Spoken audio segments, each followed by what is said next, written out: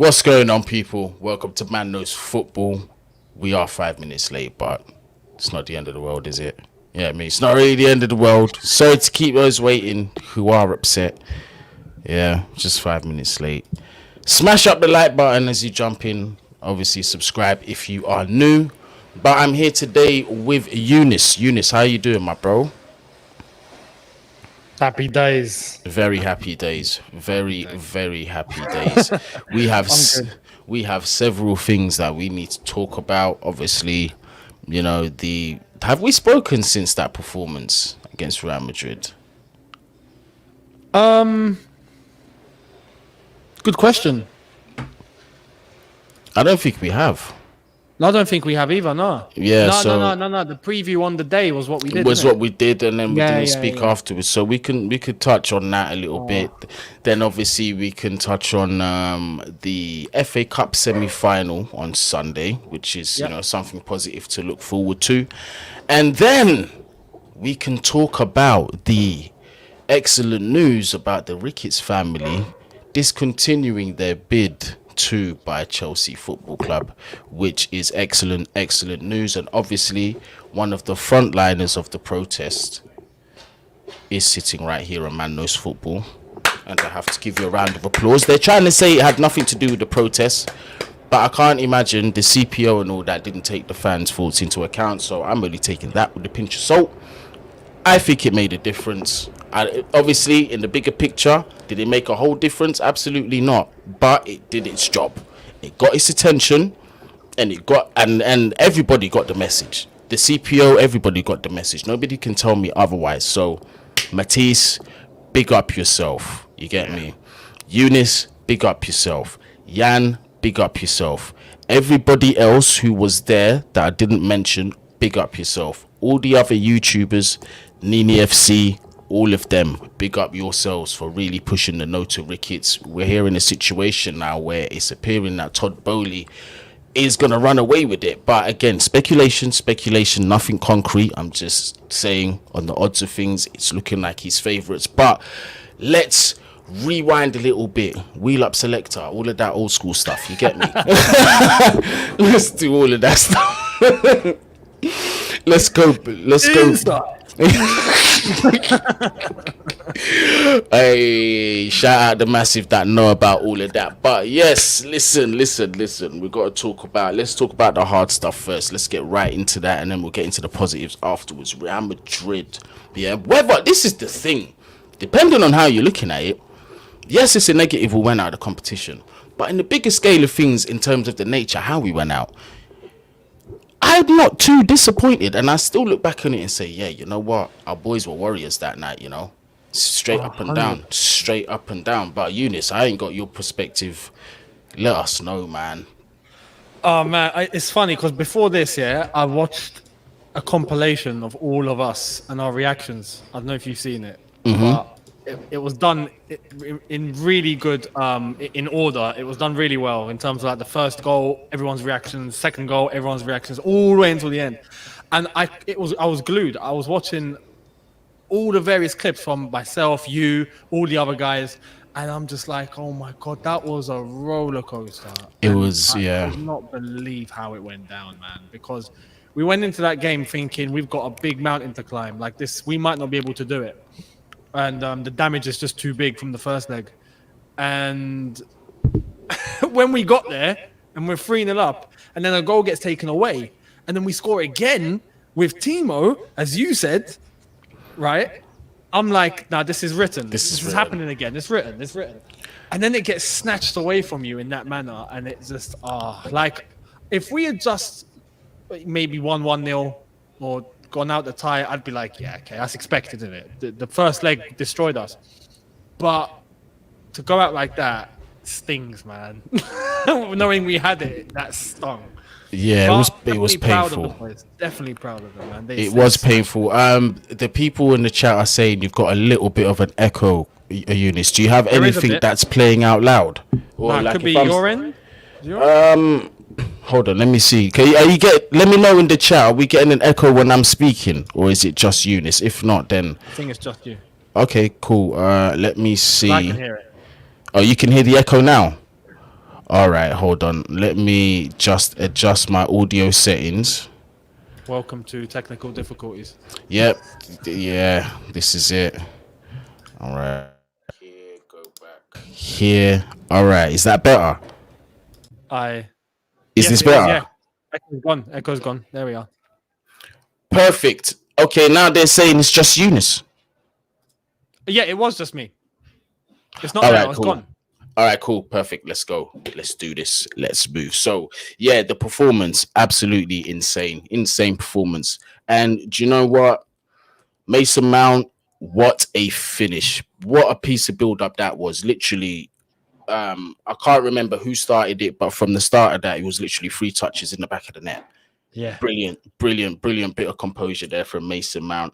And the thing is, didn't get too carried away. He knew that was a massive job to do. Let's carry on. But we were saying, how many times we were saying through the first leg and the second leg, regardless of what you thought of Mason Mount's recent performances, how key he would be in both fixtures. And we saw it. We saw it. The boy deserves his props, man. He 100% deserves his props. The way I've been criticizing him, I haven't said Mason Mount out or Mason Mount is a shit player or whatever. I've never said that. But the inconsistencies, they're frustrating for everyone to see, especially when you know, like he's got, when you know he can play at a certain level, you just want him to maintain that level. But we're often harsh on young players. I always say, you got to give young players patience. Sometimes I go against that through my own frustrations, but it happens. It's natural human emotion. You see what I'm saying? But he showed his class yesterday. I mean, not yesterday, the day before. Absolutely, he was key to everything that was going forward, in my opinion, as well as all three of them. In fact, that trio: Timo, Kai Havertz, Timo Werner, they all executed their job down to a T. And even from the first minute when that whistle blew, you just knew Tuchel said, "We're not coming here to partake. We're coming here to win."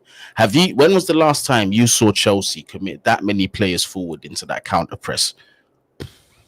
Bro, and how much we actually used up, because that wasn't easy. You can't play at that level, that intense. When I talk about level, I mean, that's the highest level of club football. You're playing a team like Real Madrid in the Champions League. Yeah. It's not the final, but it could be the final, easily, and doesn't get higher than that. So to try and do that at that level with that much intensity, and they didn't stop.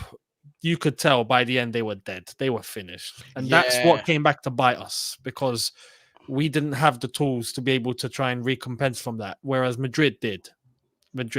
And yeah, we used up a lot, but Werner, Havertz, Mount, all three of them. Mount's trim seems to be doing him justice. He should go bald. You should take him to where you get your Eunice. Brother, I'd gladly welcome Mason Mount into the Bald Lives Matter fold. I'd do it with top honors. Man will get the Ballon d'Or. Do you know what? All jokes aside, yeah, I was really asking myself, especially after Southampton, what did Tuchel say after Real Madrid? Because it was Brentford first, and then it was Real Madrid, and then there was just that. And you could just see the quality of football has just shot straight up. And you're getting performances from these guys like Timo Werner, who we thought was dead and buried. But listen, I'm not gonna reinvest my stakes into Timo. I'm still very traumatized from what I've seen. I'm gonna say very, very good. Past 2 games, absolutely brilliant. The past 2 games, the way he took that third goal, by the way. Oh man, I couldn't believe it. Because I thought he was going to fluff it. I'm not going to lie. Like, every time he went on the outside, and then he cut in even more. And I was like, I was going, Timo, Werner, Timo. And I'm like, he's going to miss. In my head, I'm like, he's going to bottle this. You see when I saw Casemiro sliding back to Sao Paulo, that's when I just said, brother, that's when I said, finish him. That was it in my head. It was finish him. And then he just went through them. Bam, go. I knew Timo was on it. After what we saw, and the occasion as well, I was like, there is not a chance. This is the one time I'm putting any. Listen, if it was even, I don't know, Azpilicueta or Rudiger in that position, they are not missing, bro. They're not missing. Yeah. Especially the goalie that they're looking at in front of them. Are you fucking mad? Timo's looked up. Yeah, that bottle gene is kicked in, and he's seen Tebow. He said, "What? Bottle against Tebow? You mad?"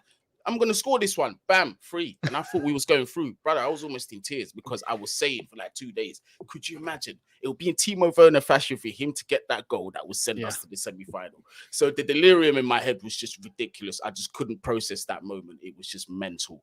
But then Modric. Yeah, it was Modric. And also, do you know what? Let's give the boy props as well. Camavinga, game changer.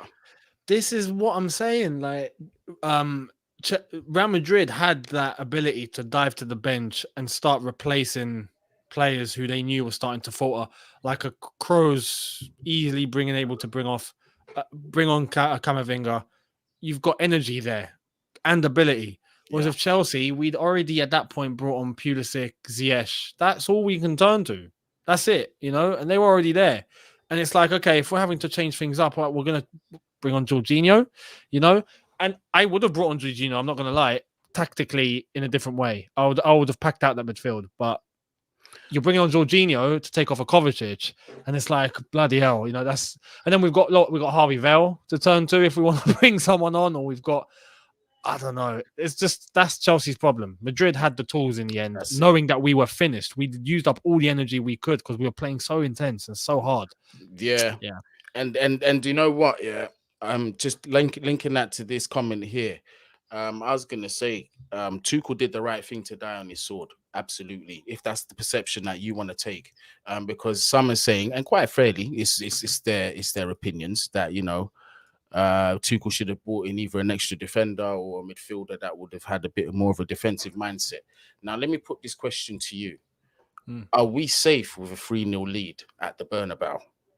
Do you really expect 90 minutes to go without Real Madrid scoring a goal? No, this is the thing. I understand why. That fourth was to an extent, why Tuchel had. You can see it in terms of like what we've done so far has worked. So why change it? Yeah, there's that. Yeah, but it's so intense, man. The players were beginning to just die out. Like you could see their legs were beginning to fall off, and at that point, I'm like, okay, you know what? Go to what has worked before.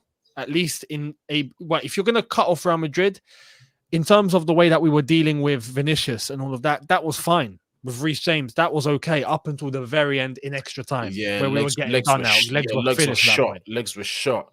But in midfield, like to be able to outnumber them in midfield and get Jorginho on to play alongside Kovacic and Kante, I felt like would have probably done us a bit of justice in order to just allow us to keep the ball, control the ball, and let time just go. So right. Yeah. So, but my thing is this, Eunice. Again, the comment section are on point today. Down there, we had 3 opportunities where we really should have put that fourth. This is what I'm saying now, Eunice. That fourth, Werner should have stayed on, maybe. There you go. That 4th goal going in, Eunice. Absolutely. That's a blow for Real Madrid. They're not coming back from that. No, they're not. If we go 4-0 up, they know like we get 1, we get 2, cool. But to get 3, you see what I'm saying? It's now on up. Now the whole situation has been reversed. So this is also a case of not taking our chances. So I think the Tuchels the tactics that Tuchel deployed were perfect for me. It's just unfortunate that they weren't executed by bad finishing, tired legs. It happens. I'm not going to start doing the whole blame game thing. Overall, I was proud of the boys, and the positives that I take from that before we move on to the next topic is that I have seen us take a step into that elite level of performance that I want to see consistently from next season. Yeah, completely. I have another point is if you haven't seen it already, listen, I don't know what else it's going to take. This man, Thomas Tuchel, is an elite manager. It might be controversial what I'm about to say. Give him the right players. He's competing with Klopp and Pep with his eyes closed. Easily. Yeah, I'm not saying he wins every year, but I'm saying that he's going to grab a few prems in between. It's going to be a shared thing. It's going to be either Klopp, Pep, or Tuchel. But that all comes down to the board. So whoever's coming in next, please back this manager. And please back this manager with a contract that's going to keep him there and B, respect his ability. Yeah, completely. And that's what we want. At the end of the day, we're not asking to win everything every season because that's impossible. But we want to be competing. every season we want to be looked at as, okay, so new season starting. Who are the favourites? I can't call it. City, Chelsea, Liverpool. It's going to be one of them. Like, be in the mix. That is it. And then obviously we're down the line. If we can get ahead of them, that would be mad. But firstly, to get ahead of them, we need to catch up to them. So let's catch up to them. And you know what? We've shown in games that we can, but we're not consistent. Yeah. So it's a case of just trying to get ourselves to that level, as you said, man, by backing Tuchel, giving him that deal. Now the fabric of the club's going to change. Let's be honest. There isn't any more Roman hire and fire policy, you know, which makes managers, you know, crap themselves for a little bit. Obviously, they're getting paid, but I think Tuchel is going to be the first manager to go beyond Jose's length of 3.5 years in a job without getting sacked. So it's written. It's written. And you know what? If it is again, if it is the Boehly consortium, they seem to be like very respectful of they seem very respectful of the club. And you know, I also believe in terms of like, you know, where they say they're not going to change the badge or they're not going to change certain things, they're not going to enter Super League. I believe also in that as well is that, you know, they've indirectly said several times that Tuchel is going to be treated with the utmost respect, and like the respect is going to be reflected on him. We could find ourselves in a unique situation where, surprise, surprise, how many times have I been caught on camera saying there's no such thing as a long-term manager? The Sir Alex Ferguson's and the 10 years and all that, it's all over. You know, all of that. I thought that, yeah. This could be Sean Dyche got sacked. Yes, what more is yeah, I know. But this could be, I mean, given, because listen, you have to look at the situation for what it is. Tuchel has endured very, very unique circumstances that pretty much 1% of managers in their career will probably face. Yeah, the injury crisis, getting us into as many finals as he did, the whole sanction thing, like just not knowing what's going on with his job with the club, whether he's going to keep the players, whether he's going to have a squad, like all of these things. And in the midst of that, in the midst of all that turmoil, the personal things going on with his wife, there were so many points where this man could have just walked away and just took the easy option, but he has stayed. Yeah. So there's the footballing reason, and there's even from the personal perspective. You know, it just makes perfect sense. Completely. And he has to be looked at in a way of, obviously it's difficult to say if Pep or Klopp would be able to do the same thing, but they've been given that time for them to build and, you know, really nurture their players, their teams over a period of time, which Tuchel's not done. But Tuchel's come in having made, let's be real, just one signing, which some say wasn't even his signing, Lukaku. He approved it, but didn't actually advocate for it. Yeah. He's found all these players and he's got to every single final that you could possibly get to now, except for the Champions League that we just got knocked out of. He's won silverware. We're still in the process of maybe getting more.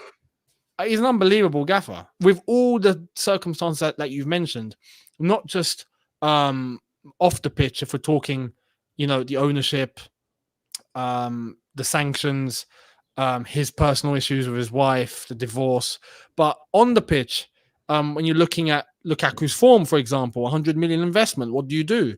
You look in terms of when teams were getting games called off and we weren't, we had to keep playing. The injuries that came along with that, Reece James Chilwell, all of these came at once. And we still find ourselves third, having put on the game of our lives against Madrid, FA Cup semi-final, possibly a final, World Cup, Super Cup. If we have everything going our way and he has a team of players that are his, that know exactly what he wants to the profile that he is demanding, mate, I honestly think we'll take over football. It's bro, honestly, I don't think it's a far-fetched statement at all, what you're saying. I don't think it is. I mean, obviously, it's wishful thinking, but you imagine Boehly came in and he just said, yo, Tuchel. Hey, Thomas, what do you need? What you need? Thomas Tuchel. Well, I need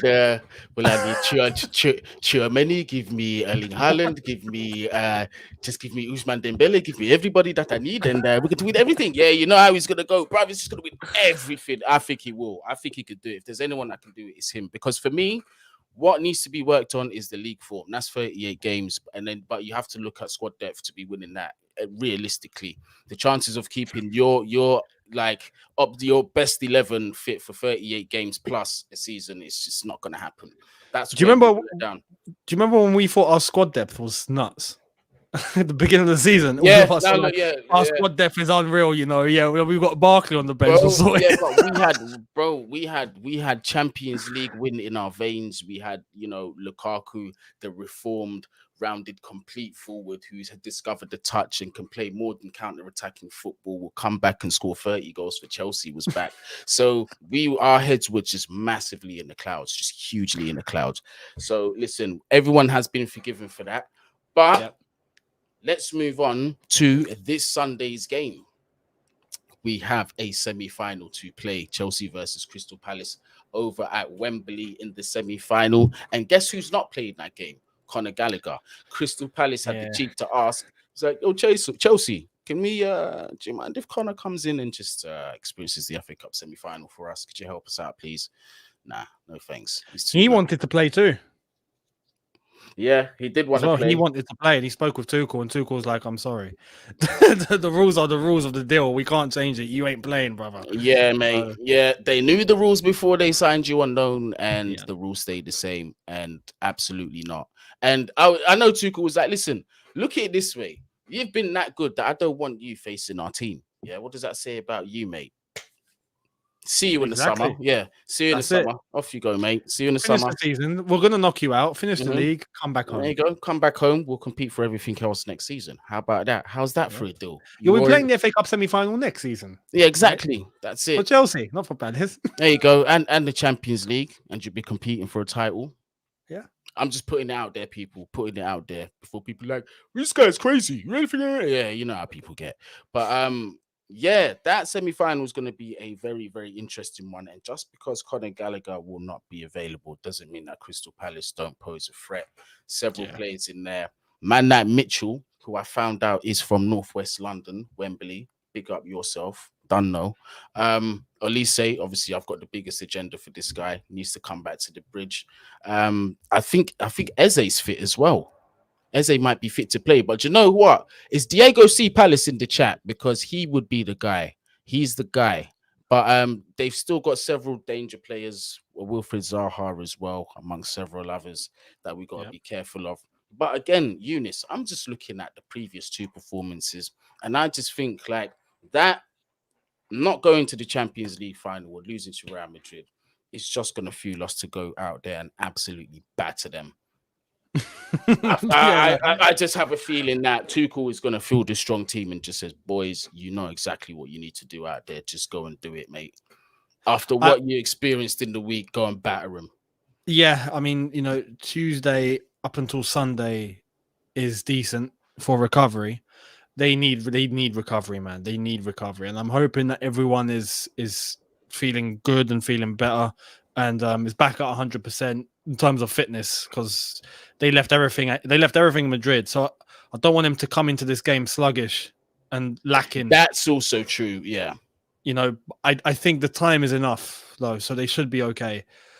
But yeah, we need to go out there. Look, it's the last thing to play for. Let's be real. We're not losing third in the Premier League now. I'll be shocked if that somehow happened. I don't think it's going to happen. So we should be okay. We've got a chance to put that nail in the coffin next weekend with Arsenal at the Bridge. So if we do that, happy days. And in terms of this, it's the last chance to finish the season on a high, win the FA Cup. And by getting past Palace, we know we have to play City or Liverpool. And that will be the ultimate test for us to end this season and prepare for next season. Because if we can win that by beating one of those, it's a statement. It's a statement, and it's good for Tuchel. But Palace won't be simple. Palace won't be easy, and we can't take them too lightly. I know a few people are already going, we'll beat Palace. It'll be a piece of cake. I'd like to think we will, but they're not rubbish. Vieira has them playing. There he does 100%. And to get them into a semi-final in his first season is definitely something to credit him for. So they're definitely no mugs. They are no mugs. For Crystal Palace, so I've actually got the official injuries up. So Tyreek Mitchell will be side. He's not going to be playing. Oh, and Oliver. Yeah. So they're saying he faces a late fitness test. The Athletic posted that they're expected to return. Cheers, Joseph. Okay, well, let's see. Will Hughes apparently is meant to be injured, being assessed as well. Elise is going for a late fitness test. Nathan Ferguson, no return date. He has got a thigh injury. So several potential returns for Crystal Palace. Obviously, we don't know what's going to happen until the day. But it's not. Anthony Taylor's the ref as well, just to let you know. Anthony, listen, there's a rule on this channel, yeah. If you perform to your ability and you perform to your best, the ref's decisions will not matter unless it's of Rainbow. I mean, hey, this is the thing. This is what you could be scared of, VAR decisions, all of that. You never know. But we'll see. We'll see. Hopefully he doesn't wreck it. I mean, the last time we were scared of Anthony Taylor, I forgot what game it was. He actually had a good performance. And I was actually happy with him. So hopefully on Sunday, we should be okay.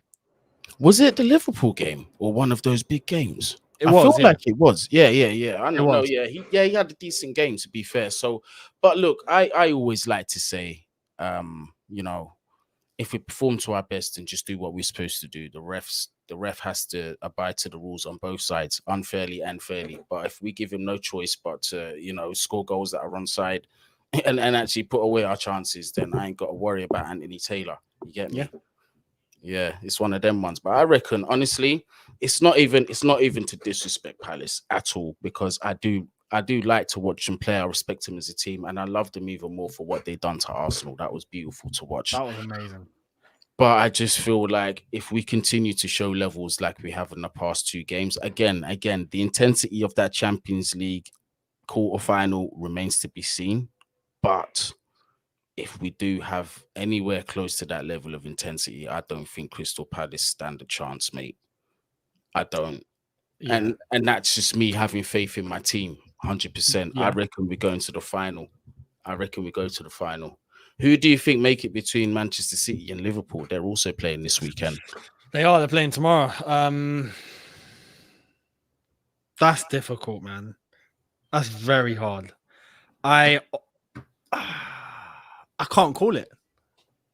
I'm trying to think. I've got like one part of me that's thinking City will be able to do what's needed to get the result in terms of being clinical and also defending, as they did at Atletico. They got a result. Fair play. Liverpool, though, we just know have goals in them. When they want to switch on, they switch on. So I can't call it. I really don't know. And the thing is like, I just not that it's going to make the world of a difference, but I just think that size of Wembley just suits both teams down to a T. I think we're going to get a blockbuster. It's going to be an absolute, because you know how big that pitch is, and they're just going to love it, man. Just the brilliance, the vision, just the passing game. It's going to be just a good spectacle to watch. But to tell you the truth, mate, I do see Liverpool going through. Dude. I do. I see Liverpool getting to a final. As good as Manchester City are, I just see too many different levels of Liverpool that just work for them. Liverpool in cup competitions, you know what it is with them. They're a different animal. Their fans are a 12th man. They can go. You can never rule them down, even if they're 2 or 3 goals behind. They have a way of just pulling things back. The game at the Etihad was a key example, though, of why City, when they're not being clinical, let themselves down, and they got that draw. They missed some big chances. And then when you look at it from a bigger picture perspective, look at the individual performances in that Liverpool team. Fabinho, when does he ever have a game like that? Yeah. Trent Alexander-Arnold, as much as to me he's average at defending, when do you ever go 45 minutes without looking over your shoulder and monitoring your runner for that long? It was basic things that led to, though, in my opinion, they were preventable things that led to the City goals. In my opinion, I'm not taking the quality away from City because they sniffed the danger, spotted it, and capitalized on it. But for me, I feel like they could have been avoided. But I just think Liverpool on a normal day, where they're defensively as strong as they normally are, Matip apparently will be coming back into the lineup. I hear that he's not injured. I think that makes them stronger. It's going to be harder for Man City. I think it's going to be a different game for them, especially from a defensive perspective. I reckon Liverpool are going to tidy up a lot more. And is KDB out? KDB apparently is out, and so is Kyle Walker. But KDB being out, listen, okay, cool. It is big, but they've got the names to replace him. You see what I'm saying? They have, and I understand the influence he's got in the team, but just you can't underestimate the other quality that can. No, you can't, of course. And the manager as well. You just can't. Yeah. This is the sickening thing, is they can afford to let KDB sit out for a few weeks and still turn out results. The power. You know what I mean? Okay, cool. He's not available. Cool. Then we'll go with Gundogan, Rodri, Phil Foden, or somebody. Or Bernardo Silva. Yeah. Take your pick. Come on, man. You're not dropping off in quality that much. Yeah, oh shit, De Bruyne is injured. We've got to rely on Bernardo Silva or Phil Foden. What are we going to do? Our season's over. Do you know what I mean? Like, there's worse problems that you could have. You know, but for me, I think it's a Liverpool final. I reckon. We're having to bring on Loftus-Cheek or Saul in that case. Just saying. This is what I'm saying. There's levels to this. There's levels to this. That's the difference between a title-winning squad and almost guys. Yeah. You see, it's squad depth 9 times out of 10. Big up Todd Miller. Thank you very much for the donation. Tuning in late, watching troops yell about trains. Ha! Big Boston Celtics FA. So Pags in. Also Chelsea 3-0 and Liverpool's 2-2 and win on penalties. Up the Chelsea. Absolutely up the Chelsea. We've just said I reckon Liverpool do make it to the final. My prediction for this game, let's give a quick score prediction. I think we're meant to do a collab on this game anyway, innit? The preview. Yep. Okay, tomorrow. So I'm not gonna. So for that, I'm not gonna go into too much detail, lineups, tactical perspective, all that. I will be doing that with Eunice, so make sure you stay tuned for that. But just give me a quick score prediction so we can move on to the meat and bones of this whole situation with the Ricketts family. You get me? So score prediction. I'm going Chelsea 2, Crystal Palace 0. I'm gonna go 3. Oh, should I go 4? I reckon. Do you know what? do you know what? I'm gonna do it again. I don't know who scored the first 2 goals, but Timo scores the third. I'm going with. Listen, I swear. Watch this, yeah. You are on the Werner remontada. Bro, listen. Let's not get it twisted. I'm still not on you get me? I'm still not on we've got to keep him at the club. It's a must. I'm not there yet. Again, I've had too much trauma with Timo. But I just have a feeling he's just going to pop up and just start scoring goals. He's just going to pop up and score goals when we need him. He's on form. Yeah, not that we're going to need the goal 2-0, but still, I just feel like he's going to get the third goal. But either way, it's positive. You get me? Positive stuff. But let's move on to... Oh, yeah, do you know what we forgot to speak about? Sean Dyche. We've got to give him his 5 minutes of respect. We've got to clap. Sad day. Sad to see Burnley. Sad to see Burnley firing Sean Dyche because they look like they will be relegated from the Premier League. I mean, everybody loves to go to Burnley to watch games. Everybody loves to watch that exciting Burnley football. Do you know what I mean? So it's going to be a massive, huge blow to the Premier League. But in all seriousness, I don't mean any disrespect. Brexit. Yeah, I don't mean any disrespect to any Burnley fans. Not going to lie, but your football was just anti-football. It was satanic. It was from the same book of whatever Diego Simeone is reading from at nighttime, wherever he's doing his satanic rituals, you are in the same room. But you get me. You do what you do to survive. No, you know what? It was so bad in the sense of so plain that it became so good. Like Atletico, I feel like are just pure shithouse. Yeah. You saw that against Liverpool. Yeah, but they have talent there. Like they do have. I mean, they got good lads. Burnley just have this. All right, lads, 4-4-2. Right, go long, route one. Like, Yeah. that's it. Some That was the FIFA charm. 96 football fan. You know it. And it worked for them. It worked. Like they just kept not getting relegated and kept hovering in the league. And I still feel like they're not going to get relegated, man. Well, now they might. Bruv, please don't say that because I just can't. I can't stand them, bruv. Now I can't. If they kept Sean Dyche, I bet they probably would have stayed up because I see Everton going down. They've got to play Liverpool and they've got to play us back to back. That's a big opportunity for Burnley. And I feel like with Sean Dyche, he probably just would have rallied them to stay up. But now, I don't know. Who they're going to get? Yeah. And I think, do you know what? I think like the beginning of the end, I think, I honestly think that Sean Dyche didn't want Chris Wood to be sold. Yeah, that too. I really, really think that he didn't want that to happen. And to be honest with you, he was a decent player for Burnley. They're gonna miss him massively. He was, yeah. Well, let's see if they will survive relegation. But Sean Dyche, it was nice while it lasted. Respect to you. 10 years. You turned out some serious results. You kept up Burnley for as long as you did. Did he bring them up as well? I swear he did. Yeah, he did. Yeah, there you go. So he done the full shebang. You get me? And you know what? That team was never good enough. Let's be real. Like in terms of ability, I think he outperformed the players on a weekly basis. You know, I think as a manager, you put him in a top team or at least a decent team. I think he'll get you results. Yeah, well, apparently, Lee Gunners met Sean Dyche, and he said like he's meant to be a very, very, very nice geezer, proper nice guy, down to earth, and a humble guy. So for somebody like that, you get me. We need more people like that in the world. We can only wish him the best wherever he ends up.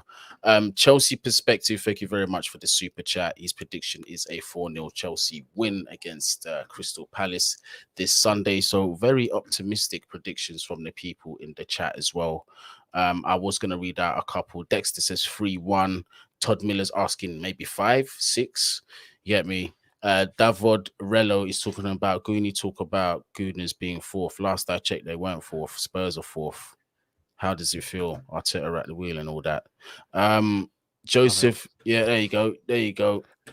Yeah, 4-1. Some more, but everyone's just going with a Chelsea win. So I can't really blame them for that. But yeah, final bit of news is the fact that the Ricketts family have withdrawn their interest from Chelsea Football Club.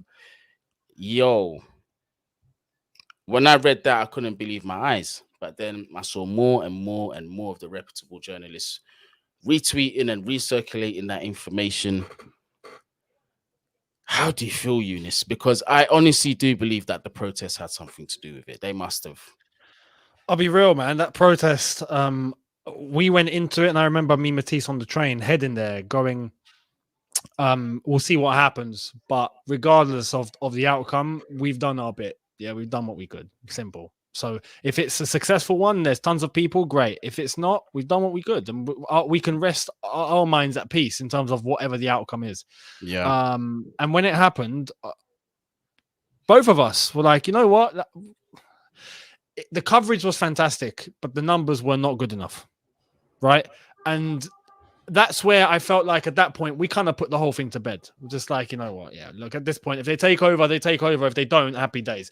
But I didn't expect the Ricketts to actually pull out because I thought that they looked at that protest and went, okay, not enough people. Great. We keep it moving. Mm-hmm. But the coverage that came from it was a lot. It's damaging, The Chelsea Supporters Trust and the surveys that took place there was significant.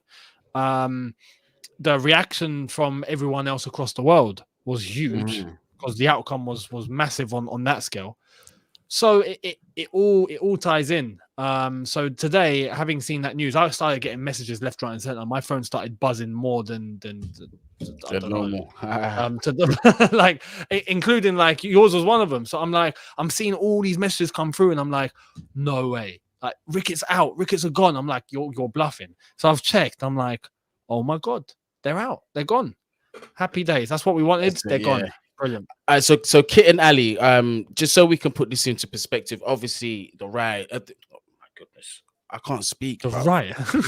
Like it didn't get. I was gonna say no. I was gonna say I was meant to say the Ricketts. I was gonna say obviously the situation with the whole protest is not the entire reason as to why they withdrew Nah, of from the course bid. not. But I will say that it's a percentage, it's a decent amount for them to at least pay attention to that. And if they got wind of it and the public got wind of it, it's not good press. Absolutely not. The CPO also had something to think about. Remember, they have part in the decision as well. So if they didn't really have them on board, we heard that several times. If they didn't have them on board, it was going to be an uphill battle for them. For me, what it was that was very intimidating was their financial muscle behind them, because that was a wild collective of people who could also use their own private equity to fund the club. So that's for me was what was making me worry. So that's why I had them as, you know what, it could be them. But now it looks like, do you know what, Eunice? I'm going to let you give them the the reasons that were given as to why, the other reasons as to why they didn't go forward with the bid. Yeah, so apparently there were some issues in being able to wrap up the deal. In their statement, they said something about the sales process and like how, let's say, not so simple it's been, had a factor in terms of how that went down. Later on, we found out that Ken Griffin and Gilbert couldn't agree on shares, basically, and a percentage, which goes to tell you that their main priority is money. Because, you know, if you're going to be coming in to try and actually do something significant for the club, you'd be able to figure something like that and split it between yourselves down the middle, you know, if you're being real. For them to start doubting it and start clashing in terms of, oh, I need this share, no, you mustn't have that share, this, that, and the other. That can't work. So I'm happy it's all falling apart, and they couldn't get a bid in because they couldn't agree shares. So happy days. They've exposed themselves at the end of the day. Nice one. Yeah, absolutely. Bullet dodge there. And, you know, from what I was hearing from several American people that I know who are more clued up about the people that were in the consortium, they just said they just want to turn this into a franchise. Yeah, they're just going to try and milk Chelsea Football Club, get as much profit as possible, keep the fans on side for maybe 1 or 2 seasons and just forget about it. So that was the general consensus that I got. Whether that would have been the case, obviously, we're never going to know, thankfully. But we've got to talk about the remaining 3. Yeah. Obviously, Todd Boehly, Stephen Paguglia is his name. Pagliuca. Yeah, I figured that out earlier on. Pagliuca. Yeah, I couldn't do that. And then there was one more as well. there was one more.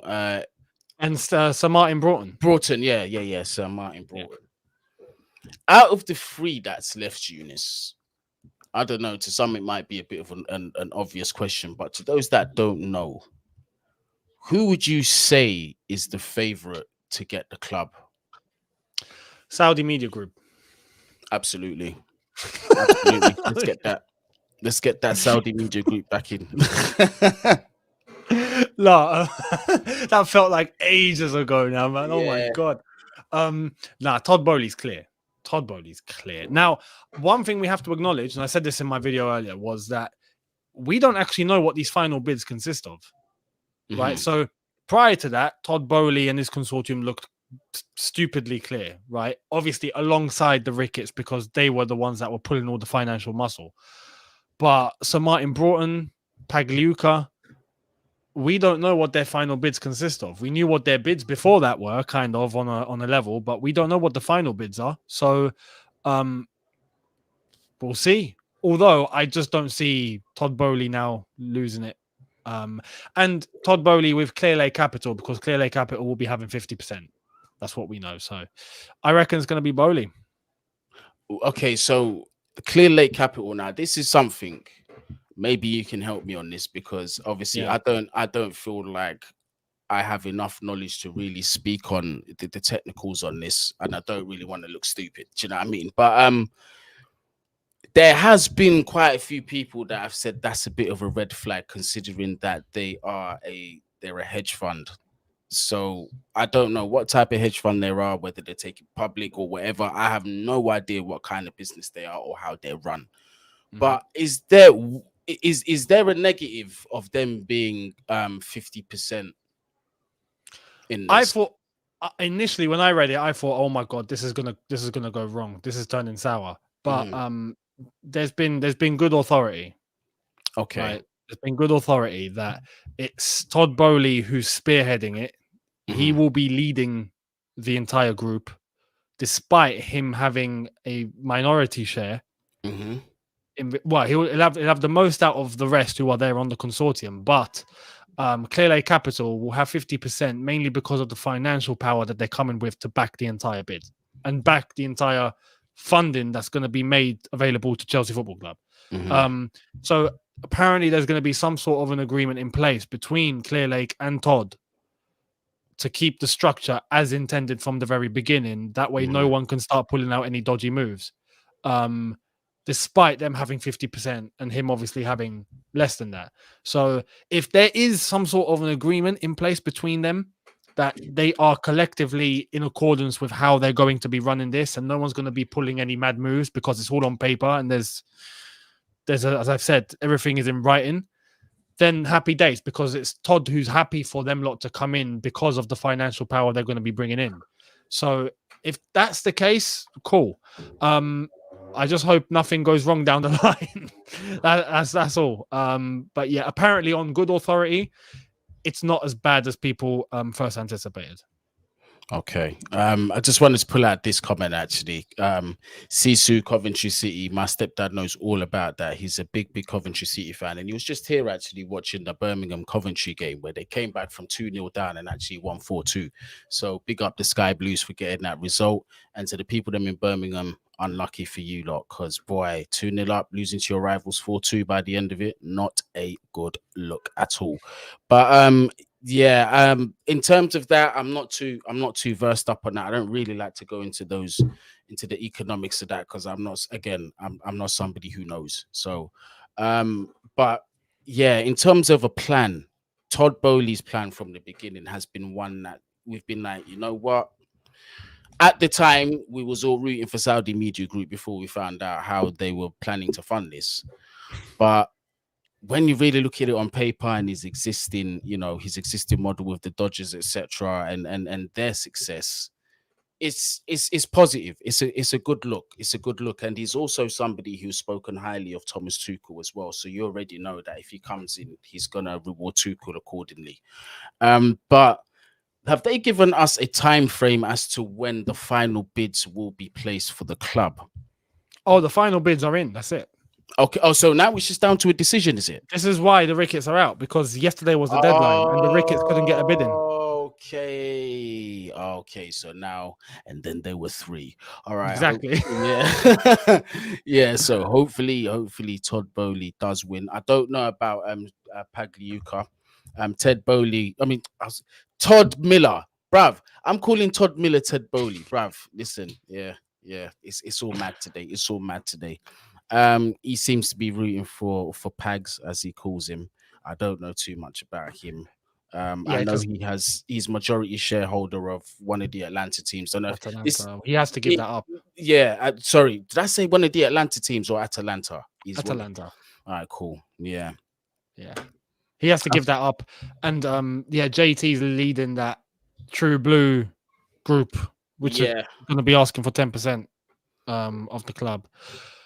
But what's that 10? What's that 10% gonna do? What say are they gonna have in the club if they get that 10%?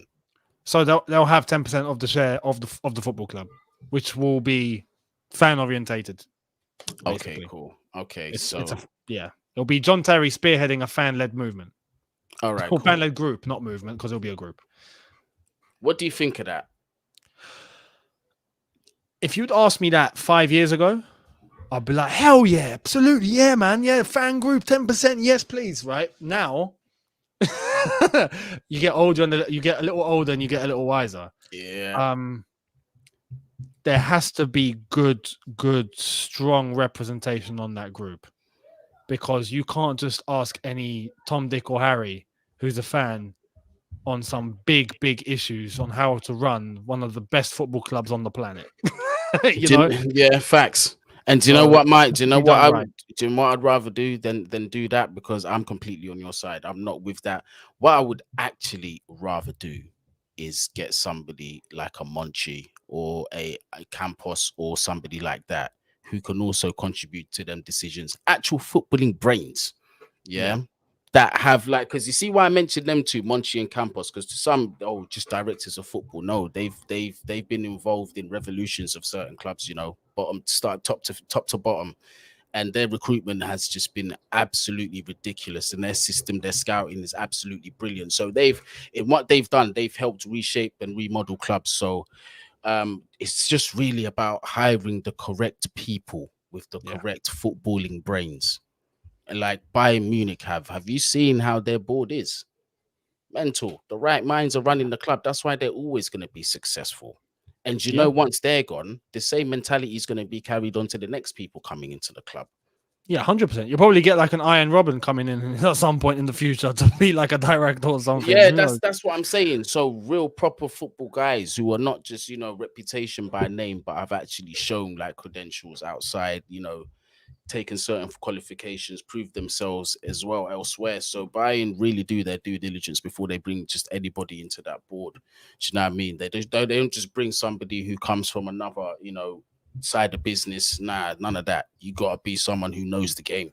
Keep the club going forward. It's a football club. We need footballing mindset. That's it's.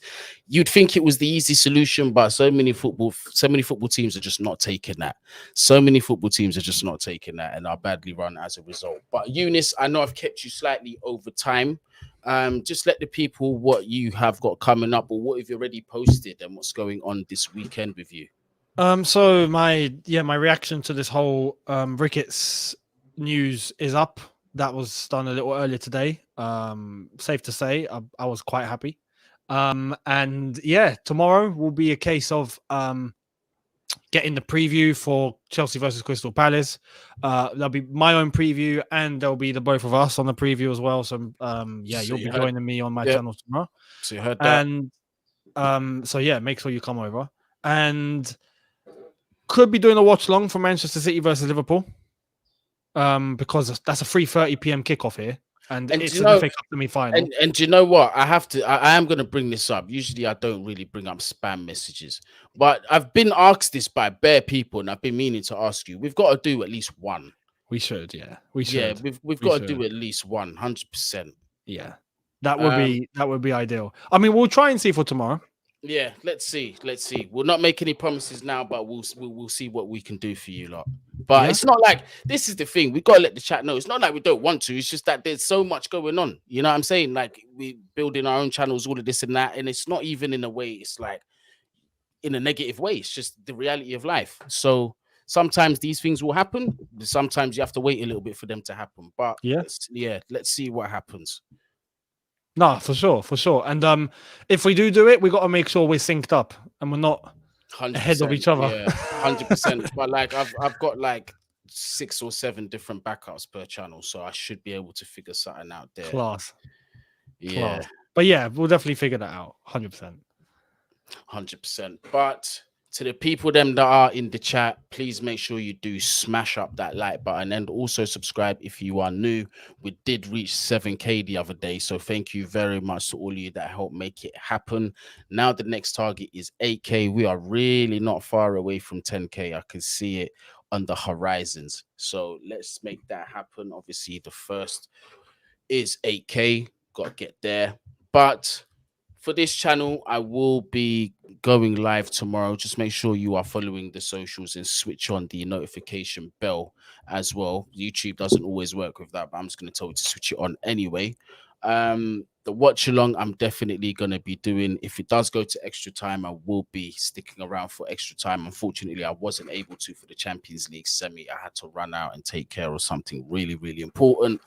But guarantees that will happen, and then after that, straight after that, rather than a preview, a post match by myself, I will have the interactive live. Apologies to the people, I wasn't able to do it this week. My parents have just landed from England. I ain't seen them for like 4 years, so You get me? I had to take the day with them. It was very nice. Everybody's good. Everyone's safe. Everyone's landed safely. Everyone's happy. You get me? Big reunion going on in the Guni household. But big up yourself, Eunice. Thank you very much for joining me yet again. No And problem, I bro. will be seeing you tomorrow. 100% will be seeing you tomorrow. We'll be doing that preview for Chelsea versus Crystal Palace. So make sure you catch that over on Eunice's channel, whose details are down there in the description. All of your socials are down there, as are mine. So wherever you are, whatever you're doing, please make sure you stay safe. Bless up, people.